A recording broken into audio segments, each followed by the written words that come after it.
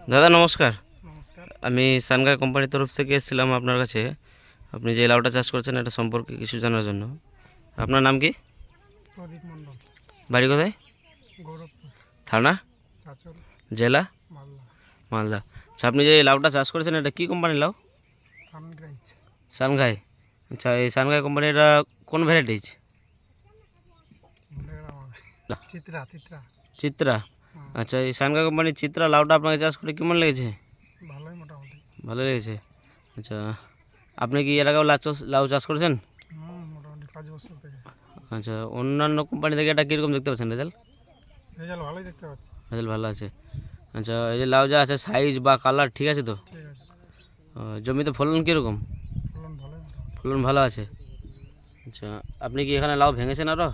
হুম। যেগুলো লাউ দেখতে পাচ্ছি লাউ এর মধ্যে আবার লাউ ভেঙেছেন? অনেক লাভ হয়।